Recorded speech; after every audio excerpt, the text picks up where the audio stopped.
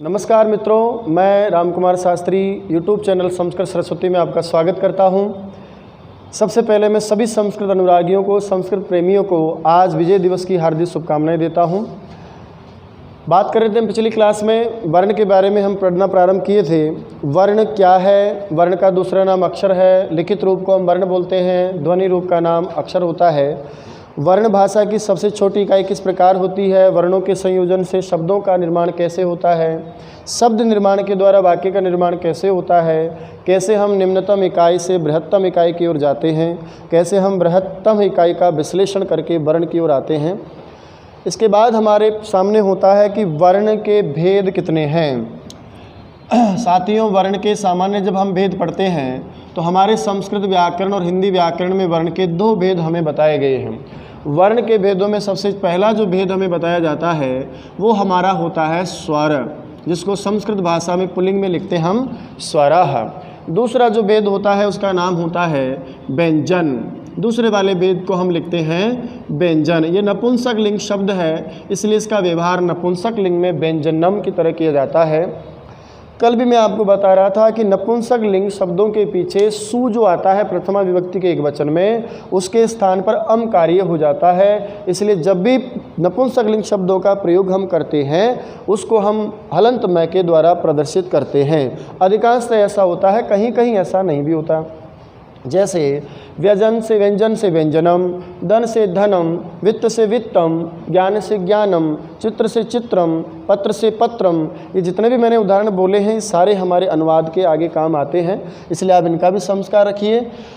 तो एक स्वर वर्ण होता है और एक व्यंजन वर्ण होता है। हम एक एक को क्रमशः पढ़ते हैं, आगे विस्तार से हम व्यंजन की भी चर्चा करेंगे। अभी हम फिलहाल केवल स्वर का अध्ययन कर रहे हैं।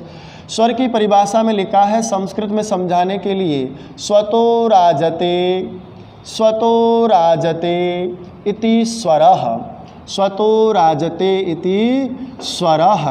सामान्य यदि आप शब्दों का अर्थ देखेंगे तो जो स्वतः यानी अपने आप से, विराजते राजते यानी विराजमान होता है, उसका नाम स्वर होता है।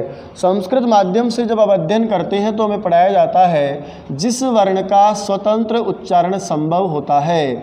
जिस वर्ण का स्वतंत्र उच्चारण संभव हो, जिस वर्ण का स्वतंत्र उच्चारण संभव हो, जिसको बोलने के लिए किसी अन्य वर्ण की आवश्यकता नहीं हो, ऐसे अपने आप से उच्चरित होने वाले वर्ण स्वर वर्ण कहलाते हैं। दोबारा दोहराता हूँ मैं, ऐसे वर्ण जिनका उच्चारण करने पर आपको किसी अन्य वर्ण की आवश्यकता ना हो, अपने आप से उस वर्ण का उच्चारण यदि संभव हो जाए तो उस वर्ण का नाम स्वर वर्ण होता है। आइए साहब, जैसे मैंने आपसे कहा कि चलिए आप मुझे इस वर्ण को पढ़कर बताइए, तो आप तुरंत कह देंगे ये अ है। इसी प्रकार मैं आपसे कहूँ कि बताइए ये कौन सा वर्ण है, तो आप कहेंगे ये आ है।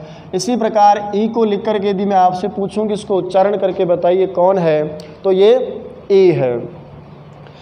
लेकिन कुछ ऐसे वर्ण भी होते हैं जिनका स्वतंत्र उच्चारण संभव नहीं होता, ऐसे वर्णों का नाम व्यंजन वर्ण होता है। हम बात करते हैं व्यंजन वर्ण के या व्यंजन शब्द के अर्थ की, तो अर्थ में व्याकरण में बताया है या शब्द का अर्थ लिया जाता है कि स्वरम अनुयोज्यम, स्वरम अनुयोज्यम इति व्यंजनम, स्वरम अनुयोज्यम इति व्यंजनम। सामान्य हिंदी में अर्थ होगा कि जो स्वरम यानी स्वर को, अनु यानी पीछे, योज्यम यानी जो जोड़कर आता है, उसका नाम बताइए क्या होता है? व्यंजन होता है। यानी जब स्वर का उच्चारण हम करते हैं तो वो व्यंजन का उच्चारण जब हम करते हैं वो व्यंजन वर्ण हमेशा स्वर को अपने पीछे जोड़कर आता है। यानी कि जब भी व्यंजन का उच्चारण किया जाएगा हमेशा स्वर का साथ रहना जरूरी है। इसकी विस्तार से परिभाषा अर्थ हम आगे पढ़ेंगे। अभी तक हम इतना समझ रहे हैं कि जिसका अपने आप से उच्चारण हो जाता है, जो स्वतः विराजमान है, अपने आप से उच्चरित, वो स्वर वर्ण है। और जिसका अपने आप से उच्चारण नहीं होता, जो स्वर को पीछे जोड़ के आता है, वो आपका व्यंजन वर्ण है। चलिए बताते हैं। जैसे आपके सामने लिख दिया जाए, बताइए कौन सा वर्ण है, तो आप इसको पढ़ने का प्रयास करेंगे। आप कहेंगे साहब ये क है। मैं कहूँगा कि अभी आपने जो क का उच्चारण किया है उसमें अ ध्वनि भी सुनाई दे रही है। बिना अ की ध्वनि के इसका उच्चारण करके बताइए। आप प्रयास करेंगे तो आपसे बोला जाएगा क, इतना सा।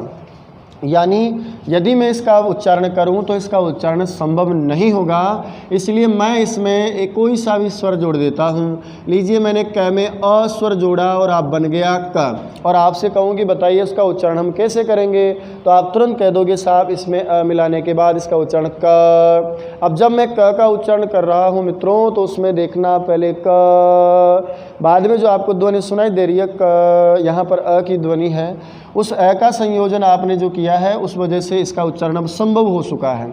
दूसरा इसमें यह भी मैंने बताया कि स्वर को हमेशा पीछे ही जोड़ के आएगा। जैसे देखो आगे व्यंजन वर्ण लिखा है, उसके बाद में अ स्वर लिखा है, तो पीछे जोड़ करके मैंने क लिखा है।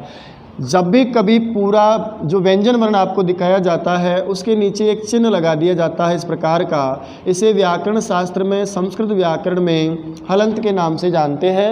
हलंत का मतलब है हल अंत में है, अर्थात इसमें पीछे कोई प्योर हल वर्ण है, ये इसमें किसी प्रकार के स्वर की मिलावट नहीं होती। जिसके नीचे इस प्रकार का चिन्ह लगा दिया जाता है वो प्योर व्यंजन वर्ण होता है, और व्यंजन वर्ण की आधी मात्रा होती है। हम बात करेंगे जब हम व्यंजन को विस्तार से समझेंगे। चलिए, जिसका अपने आप से उच्चारण हुआ उस वर्ण का नाम स्वर होता है। जो स्वतो राजते इति स्वरः, जिसका उच्चारण अपने आप से नहीं होता, उच्चारण करने के लिए स्वर की आवश्यकता होती है, वो वर्ण आपका व्यंजन वर्ण होता है। व्यंजन वर्ण कहाँ मिलाएंगे, तो पढ़ाया गया कि व्यंजन वर्ण हमेशा पीछे ही जोड़ के आता है। बोला मैं तो आगे लगाऊंगा। यदि आपने कह दो साहब चाहे आगे से मिले चाहे पीछे से मिले, बात तो एक ही है। यदि मैं कह दूं कि अ और क का संयोजन करिए और बन जाएगा क, तो ऐसा बिल्कुल नहीं होगा। जब आप जोड़ोगे तो आगे है अ, पीछे है वो हलंत क, तो आपका तो कुछ और ही बन गया। तो ध्यान रहे, जब भी हम व्यंजन में स्वर वर्ण मिलाएंगे वो स्वर आपका हमेशा पीछे ही मिलेगा। इस प्रकार का प्रयास हमें बिल्कुल भी नहीं करना, ये सर्वथा अनुचित है।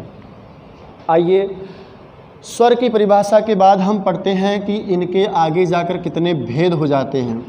हम जब स्वरों की चर्चा करते हैं तो स्वरों के कई भेद हमें बताए गए हैं। याद रखिए, भेद बताने पर स्वर के जो भेद हम बताते हैं उस भेद के दो आधार हैं। एक आधार होता है उच्चारण, अर्थात उच्चारण के आधार पर स्वर के कितने भेद हैं। एक तो हम ये पढ़ते हैं, यानी उच्चारण थोड़ा धीरे से किया जाए नीचे से तो वो कौन सा स्वर है, ऊंचे से किया जाए तो वो कौन सा स्वर है, और कभी कभी थोड़ा ऊंचे और नीचे का मिश्रण करके किया जाता है तो वो कौन सा स्वर है। इसकी चर्चा भी हम जब उच्चारण स्थान के बाद प्रयत्न पढ़ेंगे उसमें विस्तार पूर्वक हम उदात्त अनुदात्त स्वरित को पढ़ेंगे। लेकिन उच्चारण के आधार पर यदि हमसे भेद पूछ लिया जाए कि बताइए उच्चारण के आधार पर कितने भेद हैं, तब भी मित्रों आप 3 ही भेद बताओगे। वो कौन कौन से हैं तो हम आगे पढ़ेंगे। एक का नाम होता है उदात्त स्वर, एक का नाम होता है अनुदात्त स्वर, और एक का नाम होता है स्वरित स्वर। यूँ समझ लीजिए तीनों भाई हैं, सगे भाई, जुड़वा भाई हैं, लेकिन एक का उच्चारण ऊंचे से किया जाए वो उदात्त है, नीचे से किया जाए वो अनुदात्त है, और जब उदात्त अनुदात्त का मिश्रण हो जाता है ऐसी अवस्था में उस स्वर का नाम स्वरित, मिश्रित या समाहार स्वरित हो जाता है। इनको हम पढ़ेंगे विस्तार से, ये कैसे होता है, इनका चिन्ह कैसे होता है, इनकी पहचान हम कैसे करें। तो एक तो आपका उच्चारण के आधार पर स्वर के भेद भी 3 हैं, उदात्त अनुदात्त स्वरित। अभी हम लौकिक व्याकरण की बात कर रहे हैं, इस सब वैदिक मंत्रों का काम होता है, इसलिए मैं यहाँ लिखूंगा कि मात्रा के आधार पर, किसके आधार पर, मात्रा के आधार पर भी स्वरों के 3 भेद पाए जाते हैं। यानी मात्रा के आधार पर यदि हमसे भेद पूछा जाए तो भी हम स्वरों के 3 ही भेद बताते हैं।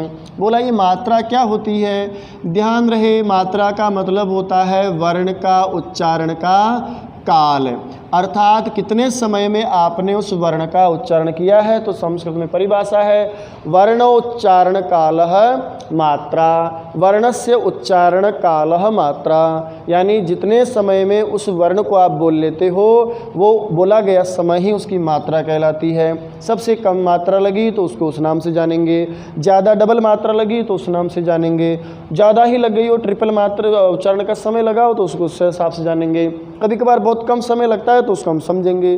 बोला साहब उच्चारण के आधार पर आपने बताया 3 प्रकार, मात्रा के आधार पर 3 प्रकार, तो वो 3 प्रकार कौन कौन से हैं। आइए हम अध्ययन करते हैं कि मात्रा के आधार पर स्वरों के 3 भेद कौन कौन से हैं।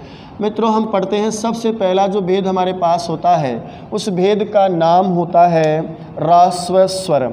मात्रा के आधार पर सबसे जो पहला भेद होता है उसका नाम होता है ह्रस्व स्वर। क्या होता है, ह्रस्व स्वर। उसी के आधार पर जो आप दूसरा भेद करते हो उसका नाम होता है दीर्घ स्वर, दीर्घ स्वर। और उसी प्रकार जब हम पढ़ते हैं नंबर 3 पर तो हमारा एक स्वर और निकल कर आता है जिसका नाम होता है नंबर 3 पर प्लुत स्वर।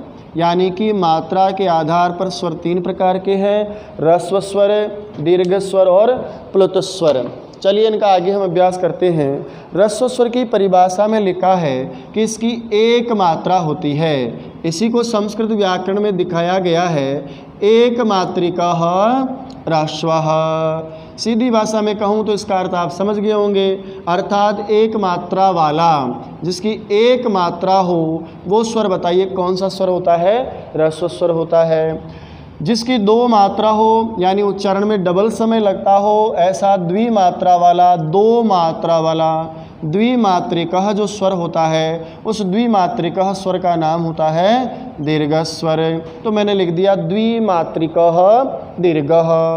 हम समझ गए होंगे कि सामान्य इसका हिंदी में अर्थ है जिसकी कितनी मात्रा हो? 2 मात्रा हो। ऐसे 2 मात्रा वाला कहलाता है दीर्घ, एक मात्रा वाला वो कहलाता है ह्रस्व। कहा यदि एक मात्रा और मिला दी जाए तो उसे हम क्या कहेंगे? 2 मात्रा में एक मात्रा और मिलाई तो 3 मात्रा हुई, और 3 मात्रा वाला त्रिमात्रिकः ऐसा स्वर बताइए आपका हो जाएगा प्लुत स्वर।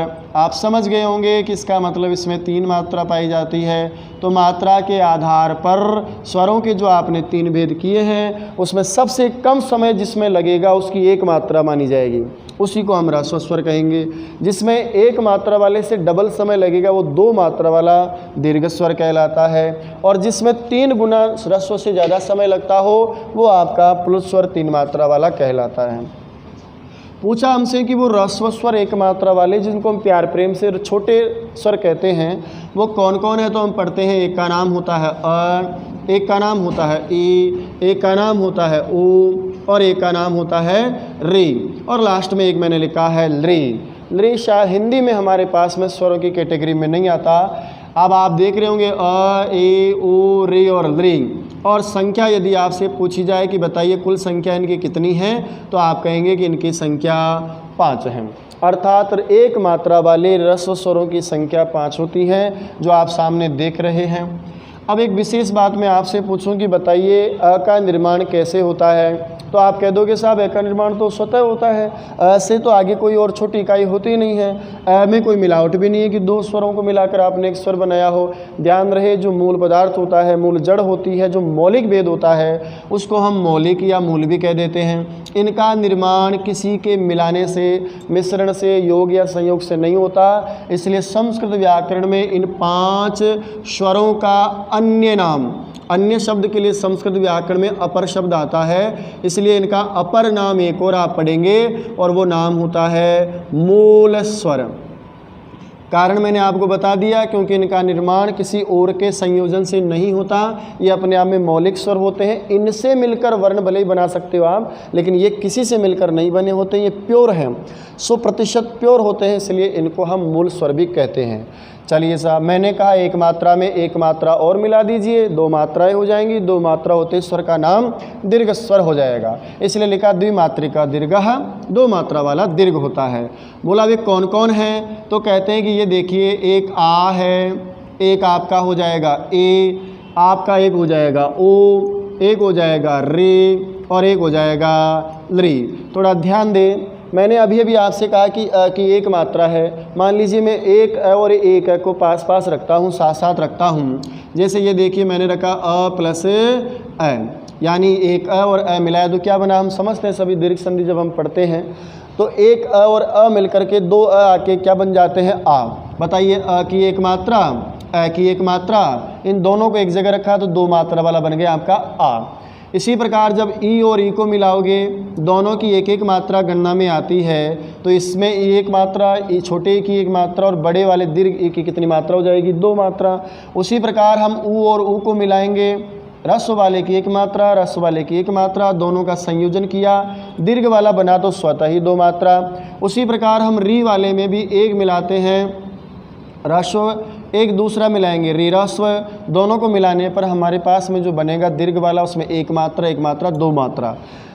मित्रों मैंने लरी इसलिए लिखा है क्योंकि मैं आपको ये बताना चाहता हूँ लिख करके कि आ होता है, ए होता है, ओ होता है, री हो जाता है, लेकिन लरी का दीर्घ नहीं होता है। अर्थात इसे या तो आप ह्रस्व स्वर में रखेंगे या इसको आप प्लुत स्वर में रखेंगे, कभी भी लरी का दीर्घ आपको नहीं बताना है। इसलिए मैं लिख करके इसको काट के आपको ये कन्फर्म करना चाहता हूँ कि आपको ध्यान रहे कि लरी का कभी दीर्घ नहीं होता है। इसके बाद में मेरे पास में 4 और स्वर हैं। एक मेरे पास में ओ, एक का नाम है आई और एक का नाम है औ। ध्यान दें, हिंदी वर्णमाला में ए आई पढ़ा जाता है, जबकि संस्कृत वर्णमाला में मैंने जो क्रम रखा है उसको आप ध्यान से पढ़ेंगे। ए के बाद ओ और उसके बाद में ए और उसके बाद में औ आता है। यही क्रम आप अयादि संधि में भी रखते हैं क्योंकि मेरी संस्कृत वर्णमाला इसी क्रम को मानती है। अब देखिए इसको मैंने पढ़ा 4 हो गए, मेरे पास में नीचे भी 4 हो गए। इस प्रकार कुल जो दीर्घ वर्णों की संख्या होती है उस संख्या में आप कितने वर्णों को रखेंगे। आपसे पूछा जाए दीर्घ वर्ण कितने हैं, दीर्घ स्वर कितने हैं, संख्या बराबर मित्रों हो जाए कितनी, 8। अब ध्यान से देखेंगे तो यदि आप देख रहे हो ए, मैं आपको कहूँ कि बताइए ए का निर्माण किससे होता है, तो आप कहोगे साहब अ में जब ई जोड़ा तो ए का निर्माण हो जाता है। आपसे कहा जाए कि बताइए ओ का निर्माण, तो आप कहोगे सर अ में ओ मिला दिया जाए तो ओ का निर्माण हो जाता है। आपसे पूछा जाए कि बताइए ए का निर्माण कैसे होता है, आप कहोगे अ में ए मिला दीजिए, अ प्लस ए बराबर वृद्धि होकर के आई हो जाता है। और आपसे पूछा जाए कि बताइए औ का निर्माण कैसे होता है, तो आप कहेंगे अ में औ मिला दिया जाए तो वृद्धिकारी होकर के औ हो जाता है। इन स्वरों का निर्माण भी 2 अलग अलग ह्रस्व वाले या जैसे भी स्वरों के संयोजन से होता है, इसलिए इनकी भी 2 मात्राएं काउंट में आती हैं। 4 ऊपर लिखे थे आ, ई, ओ, रे, रे का दीर्घ होता नहीं है। 4 नीचे लिखे हैं ए, ओ, आई, औ। 4 और 4 बराबर, देखिए संख्या मैंने कितनी लिखी है, 8। अब एक ध्यान देने वाली बात जो विशेष आप याद रखेंगे, वो विशेष बात आपके लिए यह है मेरी तरफ से कि बताइए आ का निर्माण कैसे हुआ, तो आप कहेंगे अ और ए। ई का निर्माण दीर्घ का कैसे हुआ, तो आप कहेंगे ई और ई। अब मैं आपसे पूछूं कि बताइए आ बनाने के लिए जो आपने 2 स्वर लिए हैं अ और अ, वो बताइए एक जैसे हैं यानी समान धर्म वाले हैं कि असमान धर्म वाले। आप कहोगे सर दोनों एक जैसे ही हैं। मैं आपको कहूँ कि आपने पानी में पानी मिलाया तो बताओ वो मिश्रण कहलाएगा क्या, आप कहोगे नहीं सर पानी में पानी मिलाओगे तो पानी कहलाएगा। मैं आपसे कहूँ कि दूध में आप दूध मिला दीजिए तो क्या मिश्रण कहलाएगा, तो आप कहेंगे नहीं सर वो मिश्रण नहीं होगा क्योंकि दूध में दूध और पानी में पानी मिलाना मिश्रण नहीं होता। एक जैसे पदार्थ में एक जैसा पदार्थ मिला देना, एक वस्तु में दूसरी वस्तु उसी तरह से मिलावट कर देना मिश्रण नहीं कहलाती है। लेकिन मैं आपसे कहूँ कि दूध में पानी मिला दिया तो ये क्या बन गया, आप तुरंत कह दोगे तो मिश्रण बन गया। मैं आपसे कहूँ कि मिट्टी में कोई और चीज़ मिला दीजिए, आप उसी के समान राख मिला दीजिए, आप कहेंगे मिट्टी और राख का मिश्रण बन गया। तो बताइए अ और अ के संयोग से बनने वाला आ मिश्रण से बना है क्या, संयोग से बना होगा तो आप मना कर दोगे नहीं साहब ये मिश्रण से नहीं बना, क्योंकि दोनों एक जैसे ही स्वर हैं। ई और ई एक समान स्वरों से आपने ई बनाया, ये मिश्रण से नहीं बना। ऊ और ऊ एक जैसे ही स्वरों से आपने ऊ बनाया, ये मिश्रण नहीं बना। उसी प्रकार री और री के संयोजन से आपने दीर्घ री बनाया, ये भी अलग अलग स्वरों से इसका निर्माण नहीं हुआ। लेकिन जब मैं आपसे पूछूं कि बताओ ए का निर्माण, तो आप कहोगे सर एक तो अस्वर था और एक उससे भिन्न ई स्वर था, दोनों समान है समान, आप कहोगे असमान। और असमान को मिलाने पर जो भी बनता है उसको मिश्रण से बनने वाला कहते हैं। जो मिश्रण से बना हो उसका नाम या तो मिश्रित या योग या संयोग से होने के कारण उसका नाम संयुक्त होता है। मैं बात कर रहा हूँ स्वरों की, तो निश्चित रूप से वे स्वर जिनका निर्माण अलग अलग स्वभाव वाले स्वरों से होता है, वे स्वर अपने आप में मिश्रित या संयुक्त स्वर कहलाते हैं। अब आपसे पूछूं कि निकालो 8 में से दीर्घ में से वो कौन कौन है, तो आप कह दोगे सर अ और ये अलग अलग से ए बना, तो ये देखिए मैंने ए को निकाल लिया। अ और ओ अलग अलग स्वरों से ओ बना, तो ये देखिए मैंने ओ को निकाल लिया। इसी प्रकार अ और ए से आई बना, तो मैंने आई को निकाल लिया। अ प्लस ओ को निकाला मिलाया, तो आपने कहा सर औ बना, मैंने इसको निकाल लिया। बताइए मिश्रित या संयुक्त में आपने कितने स्वर निकाले, तो आप कहोगे सर इनकी संख्या मेरे पास में 4 हैं। ध्यान रहे दीर्घ तो सभी हैं 8 के 8, लेकिन दीर्घ में से कुछ ऐसे हैं जो अलग अलग स्वरों से बनता है, इसलिए 8 में से वो 4 स्वर ए, ओ, आई, औ वो अपने आप में दीर्घ होने के साथ साथ में मिश्रित या संयुक्त स्वर भी कहलाते हैं। दीर्घ 8 है, संयुक्त या मिश्रित स्वर मेरे पास में 4 है। आगे बढ़े। कहा दो मात्रा वाले को दीर्घ, कहा एक मात्रा और बढ़ा दी जाए तो बताइए क्या कहलाएगा? तो आप कहेंगे साहब त्रिमात्रिक प्लुत कहलाता है। इसकी 3 मात्रा होती है। ध्यान रहे, अवधान रहे, सभी स्वरों के प्लुत होते हैं, यानी जितने स्वर हैं उन सभी स्वरों के क्या होते हैं? प्लुत होते हैं। सभी स्वरों के प्लुत होते हैं। अब बताइए, सामान्य संस्कृत में हम जब पढ़ेंगे, अभी निष्कर्ष निकालेंगे, तो स्वर हमारे पास में होते हैं 9, जिनको हम क्रमशः लिखते हैं अ, ए, ओ, रे, ली। उसके बाद में होता है आपका ए, ओ, आई, औ। हो गया ना? इस प्रकार 9 हमारे पास में स्वर होते हैं। इन 9 स्वरों के सभी के प्लुत माने जाते हैं, यानी अ का 3 मात्रा वाला भी होता है, उ का भी 3 मात्रा वाला होता है, लृ का भी 3 मात्रा, इसी प्रकार ए, ओ, ऐ, औ। कहा हमें कैसे पता चलेगा कि ये प्लुत है? तो हम पढ़ेंगे कि इसका एक चिन्ह पाया जाता है, यानी प्लुत की पहचान के लिए हम एक चिन्ह का प्रयोग करते हैं, जिसे हमें 3 की तरह व्यवहार में लिखते हैं। जैसे अभी जो अ लिखा हुआ है वो आपके सामने, आप इसे प्यार प्रेम से छोटा है बोल देते हो, इसको मैं व्याकरण में ह्रस्व स्वर बोल देता हूँ, लेकिन मैं इसके आगे 3 लगा दूँ, ये चिन्ह जिसको हम कहते हैं प्लुत का चिन्ह। इससे तात्पर्य कि अ की 3 मात्रा, इसी प्रकार ई की 3 मात्रा, उ की 3 मात्रा, री की 3 मात्रा, लृ की 3 मात्रा, ए की 3 मात्रा, ओ की 3 मात्रा, ऐ की 3 मात्रा और औ की भी 3 मात्रा। अब जैसे ही इस प्रकार का प्लुत का चिन्ह लगाया जाता है, वो स्वर अपने आप में ही प्लुत कहलाता है। इसके उच्चारण का कम समय लगेगा तो हम कहेंगे अ, इसका डबल समय लगेगा क्योंकि डबल मात्रा है, 2 मात्रा है तो हम कहेंगे आ, और इसमें एक मात्रा और आ जाती है, इसलिए ह्रस्व से तिगुना समय लेते हैं। इसमें इसका उच्चारण होता है आ, इस तरह से इसका उच्चारण किया जाता है। मेरे कहने का मतलब है कि इसका चिन्ह केवल मात्रा के द्वारा दिखाया जाता है। अ के आगे 3 लिखा, इसका मतलब ये प्लुत स्वर माना जाता है। चलिए साहब, आपसे पूछा जाए बताइए इनकी संख्या कितनी है? तो हम पढ़ते हैं कि स्वर 9 है मूलतः, वास्तव में देखा जाए तो इन प्लुत स्वरों की संख्या भी कितनी हो जाएगी मित्रों? 9 हो जाएगी। चलिए बात करते हैं सामान्य, एक बार वापस में दोहरा देता हूँ कि वर्ण 2 प्रकार का होता है, एक स्वर और एक व्यंजन। स्वतो राजते इति स्वर है, जिसका अपने आप से स्वतंत्र उच्चारण संभव हो, उसका नाम स्वर है। जैसे अ, आ, ई, इनका उच्चारण करने के लिए मुझे किसी की आवश्यकता नहीं पड़ी, मैंने इनको राजा की तरह स्वर कह दिया। बोला जिनका उच्चारण अपने आप से नहीं होता उनको हम कहते हैं व्यंजन। व्यंजन शब्द का अर्थ बताया व्याकरण में, स्वरम अनुयोज्यम इति व्यंजनम, जो स्वर को पीछे जोड़ के आता है। जैसे क में आपने पीछे अ जोड़ा तो क बन गया। इसमें जो नीचे आप चिन्ह देख रहे हैं वो हलंत का चिन्ह है, इसको हम व्यंजन वर्ण के साथ व्यवहार में प्रयोग करते हैं। मैंने उल्टा करके लिखा कि अ में क जोड़ दो तो आप कहेंगे नहीं, स्वर पीछे ही आना चाहिए, आगे नहीं आना चाहिए। मैं पढ़ रहा था स्वरों के भेद, 2 प्रकार से भेद हम करते हैं। यदि आप बात करते हो उच्चारण के आधार पर कि ऊंचा पढ़े, नीचा पढ़े या दोनों का मिश्रण पढ़े, तो उसके आधार पर भी 3 होते हैं, उदात्त, अनुदात्त, स्वरित। विस्तार से हम चर्चा करेंगे बाद में, मैंने आपको जैसा बताया। अभी मैं बात करता हूँ लौकिक स्वरों के रूप में, तो मात्रा के आधार पर वो 3 प्रकार का होता है। बोला ये मात्रा से क्या तात्पर्य है? तो उच्चारण करने का जो समय होता है, थोड़ा समय लगा, ज़्यादा लगा और ज़्यादा लगा, उस आधार पर स्वर 3 प्रकार के हैं।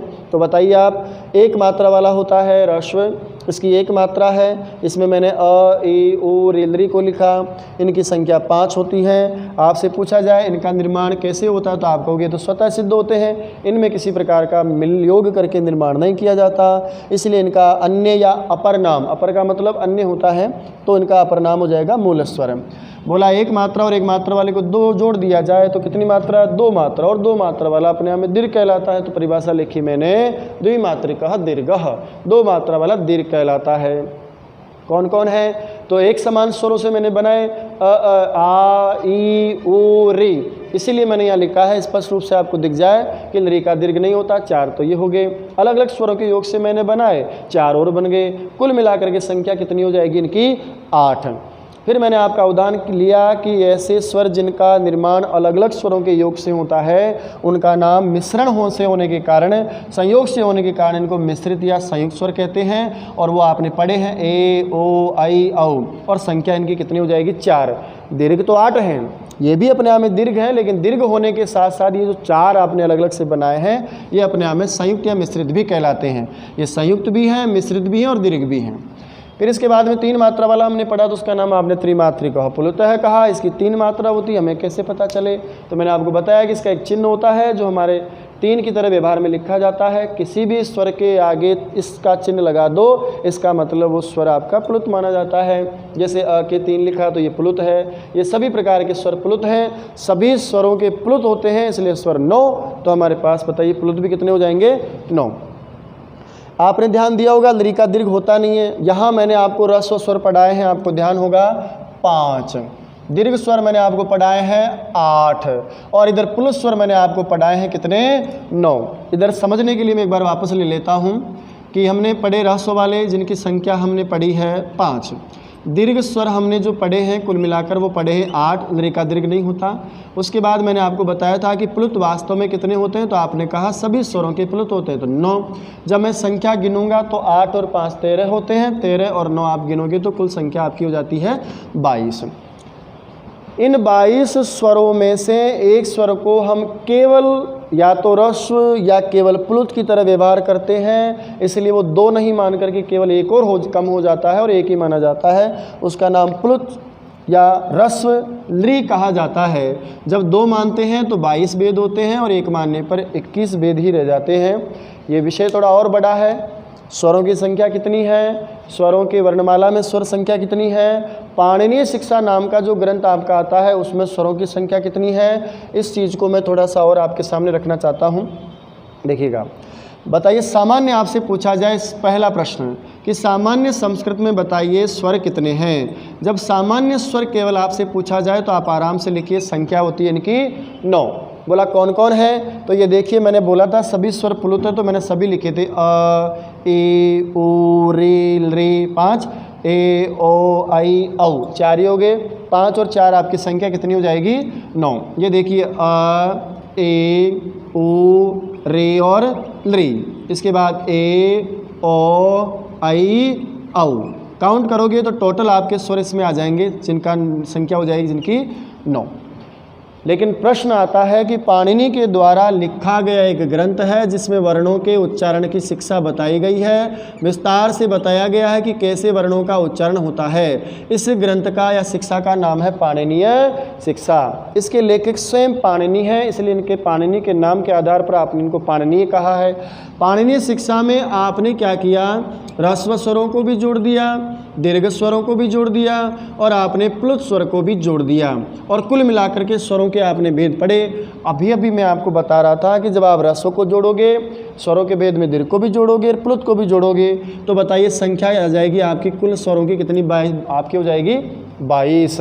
लेकिन हम पढ़ते हैं 21 या 22, तो वो कैसे हुआ उसके लिए मैं एक लाइन आपको नोट करवाता हूँ, आप ध्यान रखिएगा।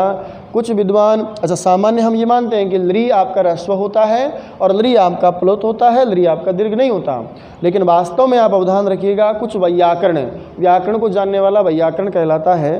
कुछ विद्वान, व्याकरण के महान विद्वान ये मानते हैं कि लृ को या तो आप ह्रस्व मान लीजिए, यानी आप इसको और कुछ मत मानिए, या फिर आप इसको प्लुत ही मान लीजिए, आप इसको और कुछ मत मानिए। यानी कहने का मतलब या तो ये केवल ह्रस्व माना जाए या फिर केवल प्लुत माना जाए, यानी एक ही माना जाए, इसको ह्रस्व और प्लुत की तरह भी व्यवहार में नहीं रखा जाए। जब आपने दोनों माने थे तो बताइए आपने इस प्रकार व्यवहार करके 22 पढ़े थे, और मैं कह रहा हूँ कि नहीं केवल एक ही समझें। जब ऐसा व्यवहार करोगे तो बताओ ऑप्शन में कितने हो जाएंगे आपके? 21। जब लृ को केवल ह्रस्व या केवल प्लुत एक ही माना जाए तो आपका उत्तर होता है 21। और यदि मैं कहूँ कि नहीं लृ ह्रस्व और प्लुत तो होता ही होता है, दीर्घ नहीं होता, तो आप उसको 2 मानेंगे तो आपकी संख्या हो जाएगी 22। ये मैं बात कर रहा हूँ केवल पाणिनीय शिक्षा के आधार पर। पूछा जाए स्वर कुल कितने हैं तो आप बताओगे पाणिनीय शिक्षा के आधार पर स्वरों की संख्या 21 या 22 है। ध्यान रहे पाणिनीय शिक्षा वास्तव में वेदों के ऊपर लिखी गई है, इसलिए इस प्रश्न को आपको इस तरह से भी पूछा जा सकता है कि बताइए वैदिक शिक्षा में स्वर कितने बताए गए हैं, तो भी आप आगे जाकर वो 21 या 22 बताओगे। पाणिनीय शिक्षा में कितने बताए हैं तो भी आप बताओगे 21 या 22 बताए हैं। लेकिन दुर्भाग्य से मान लीजिए यदि ये प्रश्न 2 भागों में बंटकर आ जाए, प्रश्न लिखा हो पाणिनीय शिक्षा के अनुसार कुल स्वर कितने हैं, ऑप्शन में लिखा है 20, दूसरा ऑप्शन है 21, तीसरा है 21वें, 22 और एक ऑप्शन आ जाए आपका अलग से 22। ध्यान रहे यदि दोनों साथ आते हों तब तो आपका उत्तर हो जाएगा 21 व 22 वाला। यदि दुर्भाग्य से दोनों अलग अलग आ जाएं कि बताइए कौन सा है, एक में आ जाए आपका 20, एक में 21, एक में 22, एक में 23 और 24, अब आपको दोनों में से भी छांटना पड़ जाए तो ध्यान रहे वो वाला मत जो ये मानता है कि केवल इसको ह्रस्व की तरह ही व्यवहार किया जाए या फिर इसको केवल प्लुत की तरह व्यवहार किया जाए, दो नहीं मानकर एक माना जाए, तो बताइए एक मानने पर आपका उत्तर क्या हो जाएगा 21। अलग मानने पर पाणिनीय शिक्षा के अनुसार ऑथेंटिक जो माना जाएगा वो 21 है, 21 ना हो तो 22 है, दोनों साथ साथ आ जाए तो आपका उत्तर 21/22 वाला हो जाएगा। मैं समझता हूँ आप मेरी बात को आसानी से समझ गए होंगे। एक बार वापस रिपीट करता हूँ। सामान्य स्वरों की संख्या 9, अ, ई, उ, री, ली, ए, ओ, ऐ, औ। पाणिनीय शिक्षा यानी वैदिक शिक्षा के अनुसार पूछे तो कुल स्वरों की संख्या हो जाएगी 21/22। कैसे? ह्रस्व 5, दीर्घ 8 और प्लुत 9, जोड़ो आप 22 हो जाएंगे। लेकिन इनमें से भी आपने ली को पहले ही 2 माना, अब कहते हैं नहीं एक ही मानो, या तो ह्रस्व मानो या प्लुत मानो, एक और कम कर दीजिए, 22 में से गया तो 21 बचा। बोला ठीक है 21/22 मान लेते हैं। फिर पूछा कि दोनों अलग अलग आ जाएँ तो परीक्षा में, बोला 21/22 को भी अलग अलग करके दे दे तो आपका ऑथेंटिक उत्तर 21 हो जाता है। यही कारण है साथियों, जब आगे कुल वर्णमाला के वर्ण हम पढ़ेंगे 63 या 64, वो ली की वजह से ही होता है। और उसमें भी अलग अलग उत्तर आ जाए कि 63 अलग आ जाए और 64 अलग आ जाए, तो वहाँ भी हमारा उत्तर क्या हो जाएगा, ऑटोमेटिक 63 हो जाएगा। चलिए धन्यवाद आप सभी का। मैं समझता हूँ ये जानकारी आपके लिए काफ़ी उपयोगी रहेगी। आज की क्लास में बस इतना ही रखते हैं, इससे नेक्स्ट वाली क्लास में हम पढ़ेंगे, एक बार फिर इसका रिवीजन करेंगे और मैं आपको आगे ले चलूँगा स्वरों से निकालकर व्यंजनों की तरफ, जिसमें हम चर्चा करेंगे व्यंजन का अर्थ क्या है, वापस व्यंजन की परिभाषा क्या है, व्यंजन वर्णों को हम कितने कितने भागों में बांट सकते हैं, स्पर्श का वर्णों का परिवार कौन सा है, अंतस्थ कौन है, ऊष्म कौन है, जिह्वामूलीय कौन है, उपपदमानीय कौन होते हैं, अनुस्वार की परिभाषा क्या है, विसर्ग की परिभाषा क्या है, कौन से ऐसे वर्ण हैं जो दूसरों के ऊपर आश्रय लेकर आते हैं, अनुस्वार विसर्ग की तरह, जिह्वामूलीय उपपदमानीय की तरह, यम वर्ण क्या होते हैं, दुष्प्रश्न लय क्या होता है। पाणिनीय शिक्षा में कुल मिलाकर के स्वर और व्यंजनों का योग करके कितने वर्ण आपको बताए गए हैं, माहेश्वर सूत्रों में किस प्रकार से स्वर और व्यंजन बताए गए हैं, उनकी संख्या क्या है, स्वरों के बारे में प्रत्याहार या माहेश्वर सूत्र क्या बताते हैं, व्यंजनों के बारे में आपको माहेश्वर सूत्र क्या बताते हैं, और उन्हीं स्वर और व्यंजनों के बारे में आपको पाणिनीय शिक्षा क्या बताती है। इसका हमेशा एक परीक्षा का प्रश्न रहा है। 2015 की पेपर में रीट परीक्षा में आपने देखा होगा टेट लेवल की जो एग्ज़ाम्स होती हैं उनमें पूछा गया है, और बहुत सारी में यूपी टेट हो, हरियाणा टेट हो, या चाहे कोई सा भी सी टेट या राजस्थान टेट, कोई सा परीक्षा आपके पास हो, रीट वाली कोई सा भी हो, उसमें हमेशा प्रश्न आता है। जैसे एक तो आपसे प्रश्न पूछा 2012 राजस्थान टेट में स्वर क्या है, तो हमने बताया स्वतो राजते इति स्वरः। एक प्रश्न आपका पिछली 2015 वाले एग्जाम में यहाँ से भी था कि बताइए स्वरों के भेद कौन से हैं, उदात्त अनुदात्त स्वरित या फिर ह्रस्व दीर्घ प्लुत वाला आप ऑप्शन देखेंगे। और इसी तरह से पिछली भर्ती परीक्षा में एक प्रश्न ये भी आया कि कुल वर्णों की संख्या, उसकी चर्चा करेंगे हम कल। धन्यवाद आप सभी को वीडियो को देखने के लिए। एक बार फिर मैं आपसे बोलता हूं कि ये प्रयास सिर्फ आपके लिए है। मैं चाहता हूं आप सरल जो संस्कृत है वो सीखें, कठिन जो आप संस्कृत महसूस करते हैं, मानते हैं, ऐसा आपको भय ना हो। बिल्कुल आसान सरल शब्दों में आप ही की भाषा में संस्कृत व्याकरण को मैं आपके सामने रखूँगा। कंटिन्यू आपकी इसी तरह से मैं क्लास आपके सामने प्रस्तुत करूंगा। क्रमबद्ध हम यहाँ शिक्षण करेंगे। किसी भी प्रकार की समस्या हो, कुछ भी मान लीजिए समझने में कहीं दिक्कत हो, नहीं समझ पा रहे हैं आप, तो नीचे कमेंट बॉक्स दिया होता है, उसमें आप कमेंट्स लिखें। कुछ अतिरिक्त जानकारी भी आप चाहते हैं, आपको लगता है कि इसमें से कुछ चीज़ और है जो आप नहीं समझ पा रहे हो, तो उसके बारे में भी आप मुझे बताएंगे। इसके अलावा रीट भर्ती परीक्षा के अलावा भी, यूपी टेट या सी टेट के अलावा भी और कोई सामग्री आप रखते हैं कि सर हमें उसमें रुचि है और हमारी वो ज़रूरत है, आप मुझे कमेंट बॉक्स में कमेंट करके बताइएगा। उसी विषय वस्तु को मैं बहुत ही प्यारे शब्दों में, सरल और सरलता के साथ आपके सामने रखूँगा। वीडियो को आप सब्सक्राइब करें, चैनल को सब्सक्राइब करें, लाइक करें, शेयर करें और कमेंट्स बॉक्स में अपनी प्रतिक्रिया ज़रूर दें। आप जब प्रतिक्रिया देते हो तो सकारात्मक चाहे नकारात्मक, जैसा भी आपको ठीक लगे, तो उस प्रतिक्रिया से हमें मोटिवेशन मिलता है। कमी है तो सुधार की आवश्यकता हो तो हमें सुधार के लिए मौका मिलता है, और अच्छा यदि कार्य हम कर रहे हैं तो हमें पुनर्बल मिलता है। आपको पता है शिक्षण कार्य में पुनर्बल आवश्यक है, चाहे वो छात्र हो चाहे अध्यापक हो। मैं समझता हूँ मेरी बात को आप आसानी से समझ रहे होंगे, बहुत अच्छे से समझ रहे होंगे। धन्यवाद। एक बार फिर आपको विजय दिवस, कारगिल युद्ध दिवस की ढेर सारी शुभकामनाएं। सभी जो शहीद हैं उनको श्रद्धा सुमन। मैं राम कुमार उनको अंतर मन से, हृदय की गहराई से मैं शुभकामनाएं देता हूं। ईश्वर ऐसे सपूत हमेशा बने रहे।